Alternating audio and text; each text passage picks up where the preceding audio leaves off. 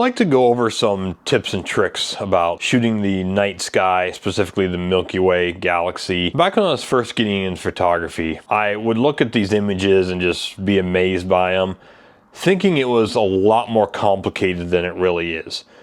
Shooting the night sky, for me, is actually one of the easiest things to photograph. All you need are clear skies. You're not waiting for weather, you're not waiting for drama in the clouds, you're not waiting for anything but clear skies and a new moon, because you don't want the moon, the full moon or any bit of moon ruins your images because it just blocks out all the stars. So you have about 3 days on either side of the new moon to shoot the Milky Way. And so you have, about a week, a month is what you have. I live in the Pacific Northwest, so if I can shoot it, great. A lot of times it's clouded over, especially early season. Milky Way season usually starts about March. And it's interesting, I never even realized this until I started photographing it.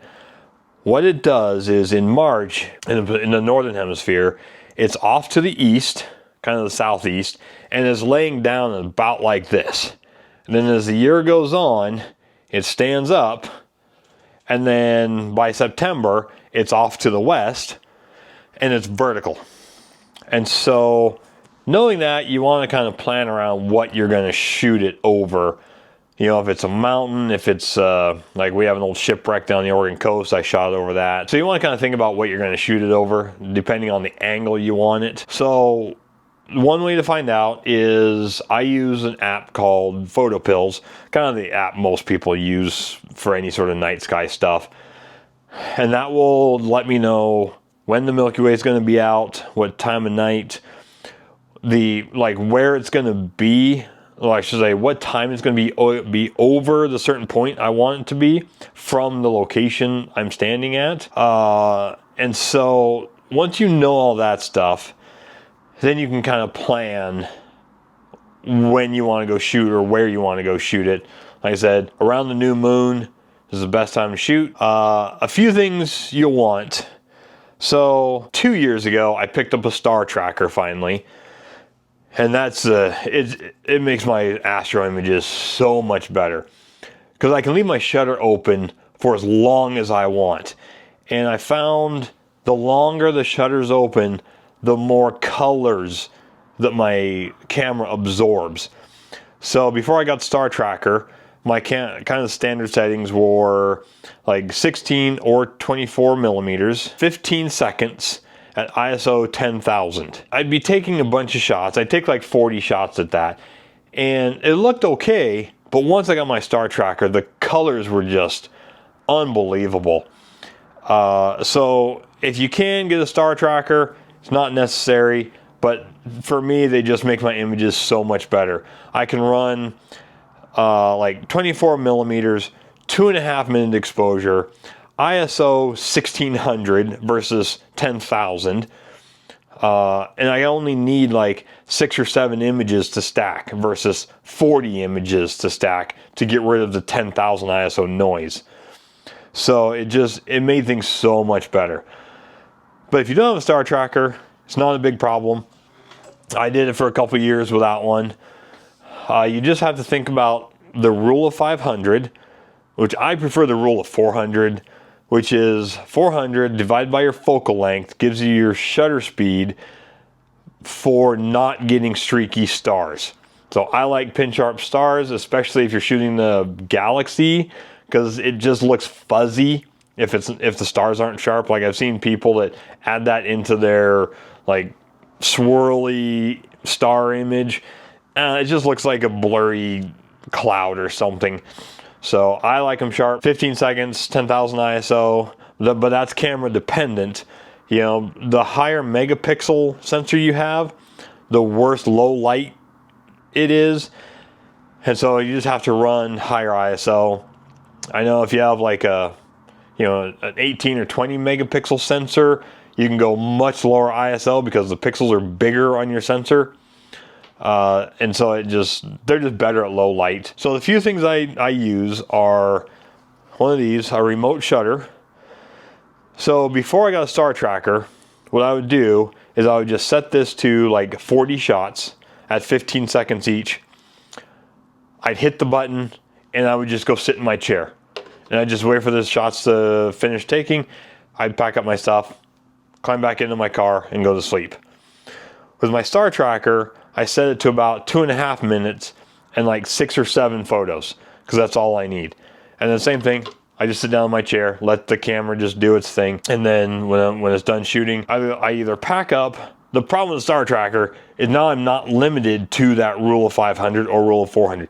And so I'll take the Milky Way at 24 millimeters, and then at 50 millimeters, and then at 70 millimeters, and then at 35, and I'm just like, oh my God, I just need to go back to sleep. I've actually found the more I'm shooting, I like the 24 millimeter Milky Way. It's not super long and skinny, but it's not like short and fat and filling the entire image, because that just kind of looks weird. I've tried it and it just looks weird. The 24 mil, I just like that size of Milky Way image. Aside from this, my remote shutter, if I'm using my visible light camera, then I use one of these. This is a light pollution filter, and it really cuts out all the yellow light from light pollution. They actually work quite amazing. The weird thing about them though is they work amazing until they don't. Like, I've used it for shooting like a cityscape in the blue hour when the lights are on, and what happens is it works great. It kind of kills off all the yellow light that's kind of that's reflecting from the clouds and all that. Makes it a really nice image. But you go from that to, in 30 seconds, a purple image, because the sun has come up a little too much and it just ruins your photo. So it's very strange how it's perfect until it isn't. But it's awesome for the night sky. Using this camera, my full spectrum infrared, then I use this filter here. This is a visible plus H alpha. It allows the hydrogen frequency, which is, I think, like 656 point something nanometers. It's kind of getting up into the infrared range. And so when you see night sky images and they have those red nebulas in them, that's what this filter does. It allows that specific frequency of light to enter your camera. However, you do have to have a full spectrum because that frequency does not get through the filters on your sensor in a visible light camera. Problem I have with this filter in my infrared camera is that, like, I was down at Monterey, California, and I went to go shoot sunrise over the Bixby Bridge, and I got there and the Milky Way was out. Well, because I wasn't planning on shooting the Milky Way, then I didn't have this on my camera and have shot the white balance. So I need to put this on the camera and shoot the gray card to set the white balance in order to shoot the Milky Way with my infrared camera. So I just ended up using my visible light camera and it worked fine. Downside was I wasn't planning on shooting the Milky Way on that trip, so I didn't bring my star tracker. So I just had to do it the old-fashioned way, 10,000 ISO, 15 seconds, 24 millimeters, and then just fire off like 40 shots. Another thing you need to think about is, when is the Milky Way out? When I first started, and which is what a lot of people do, they stay up all night long. You don't have to. So I am a big fan of shooting a foreground at blue hour because I like the detail in the foreground. What if the Milky Way is not out till 2 in the morning where I want to shoot it from? Why would I stay up all night, right? I have a mattress built for the back of my car so I can go to sleep. So I'll shoot my blue hour foreground, I'll go to bed, sleep, and I'll set my alarm for 30 minutes before the Milky Way is out, or Milky Way is where I want it to be. I'll get up, I'll get my shots, I'll go back to bed. Don't think you need to be up all night. You don't. Think about when it's going to be out, where you want to shoot it from, and sleep as much as you can, because if even doing that, I'm still half a zombie the whole next day. But when I used to stay up all night, I would just be miserable. So once I figured that out, it's like, well, in order to edit my images, I only need like 30 or 40 of them. So why would I be up shooting hundreds and hundreds and hundreds of photos like I used to? Get my blue hour, I go to bed, I get up, get my Milky Way, go back to bed. And it's as simple as that. So don't overcomplicate it. Keep it simple. When you get your camera all set up, when you focus, all you need to do is look on the back of your screen, find a bright star on the back of your screen, hit your little 10 times zoom button, and then turn your focus, and you'll see that star kind of like big and fuzzy, and then it'll slowly get smaller and smaller and smaller, and then it'll start to get bigger and fuzzy again. And then just kind of play with your focus until that star just stays small. Once you have that, you're in focus for the stars. What I find interesting, like my 16-35, when I'm focusing on the stars, if I turn it to infinity for a focus, they're not that sharp.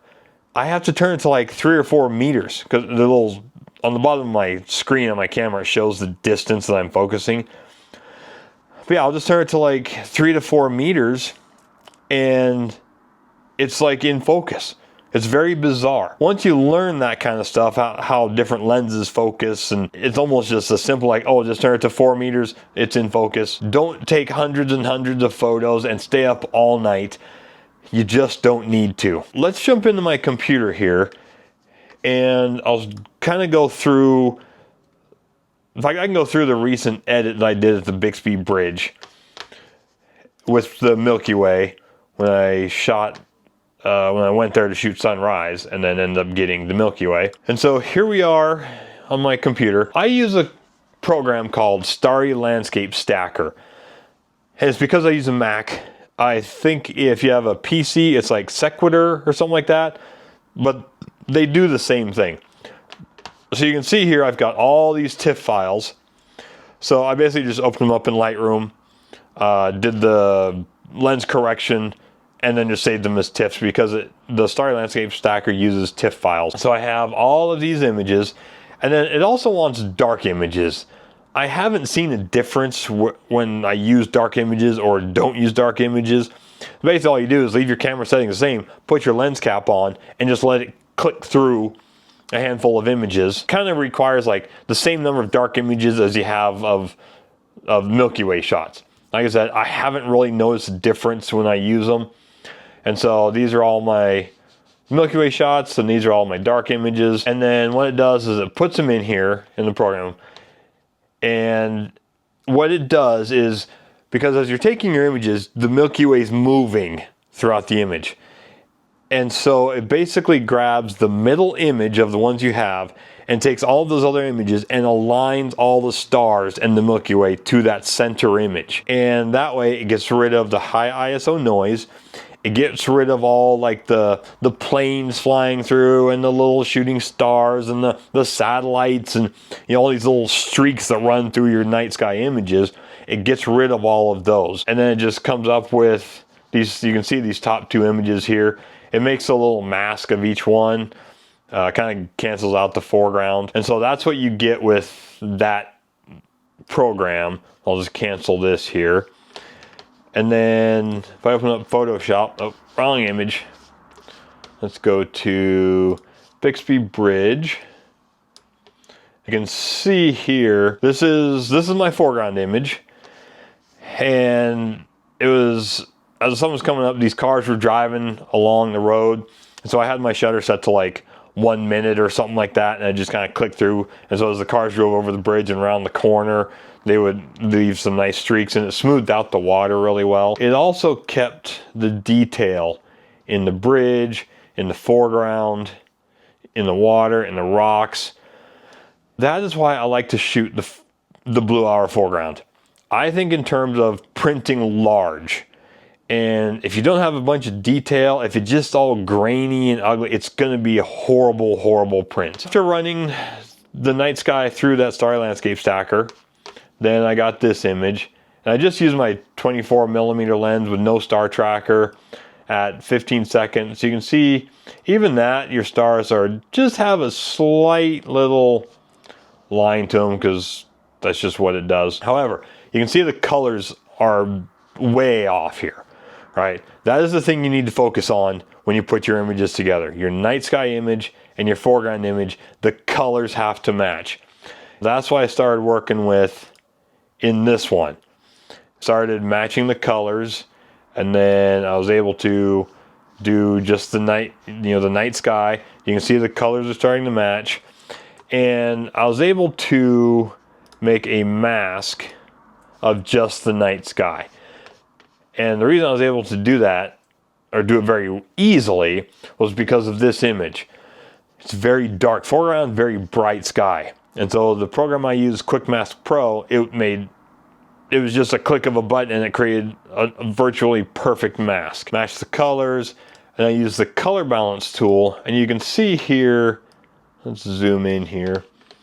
It's just, oops, wrong one. You can see it just started to make things a little more blue. And I used a curves adjustment and brightened everything. By doing that, it brings out even more detail. You can see, there's still a bunch of detail in the foreground. Like I said, I like to print big. And so I want the detail in there. Some people don't think you should shoot the foreground with the Milky Way. You know what? It's your image. Do it however you want. Like I said, I usually use a star tracker, so I have to, right? Because the foreground is just blurring out through the bottom of the image because the tracker is moving with the stars. Let's see. And then from there, Color Effects Pro, did some contrast adjustments in it. And then you can see I did, okay, this was my dodge burn layer. I was just over here, use the dodge tool, use the burn tool, just kind of brush them in. I set it for like, you can see up here, highlights 1%. And then when I use the burn tool, it's shadows at 1%, so it's a very small adjustment. Did the Orton effect. I only use the Orton effect in the highlights of any image. Just kind of soften them a little bit. And then because I was on the coast, then I knew it was just like hazy in the distance, right? Because you have all that ocean mist as the waves are crashing. When I was shooting the Milky Way, because I was shooting it over the mountain here, there was no mist really in the image. And so using the curves adjustment, I added some mist to it. And I added the brightness contrast, kind of bring it down because it was a little too bright. And then just one of these, I just kind of cleaned up my edges. Let's see, was it one of these? I don't remember.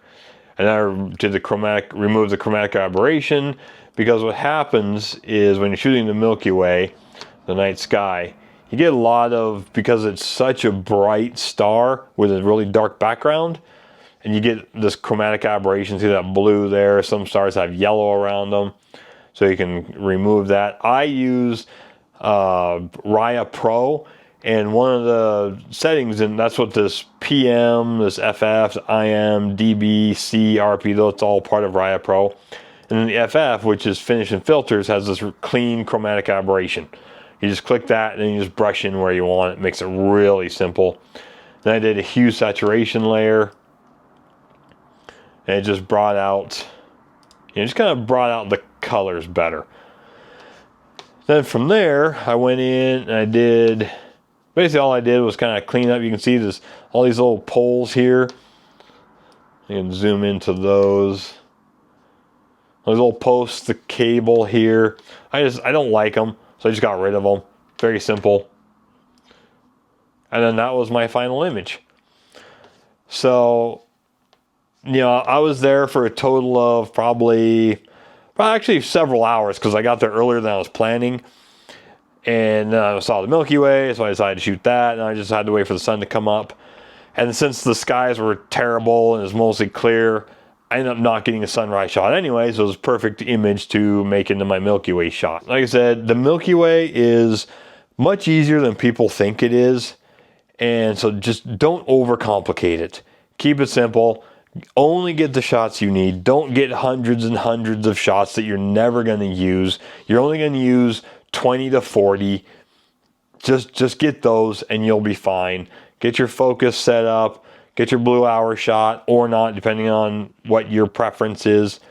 And just keep it simple. And if you want, get a star tracker. Like I said, they work wonders. They just bring out so much more color. I prefer to use it. The only downside is you have to make sure it's aligned to the North Star. So as you're taking shots, like I'll set it for 24 millimeters, get like 6 or 7 shots. Then I'll stop my camera. I'll realign it to make sure that it's still aligned to the North Star. and then I may get more at 24 mil, or I may change my focal distance like 35 mil or something. Or I'll do, a lot of times what I'll do is I always shoot landscape and I always shoot portrait. So that way I have options of each one. This image of Bixby Bridge, I did not, because I just didn't have time, wasn't planning on shooting it. And so I just strictly shot the landscape image. So if you have any questions, please leave them in the comments below. I'll answer any questions you have about shooting the Milky Way, any tips and tricks that I've learned over the years that are, aren't in this video. And thanks for watching. Don't forget to hit like and subscribe. And here are several more of my Milky Way images.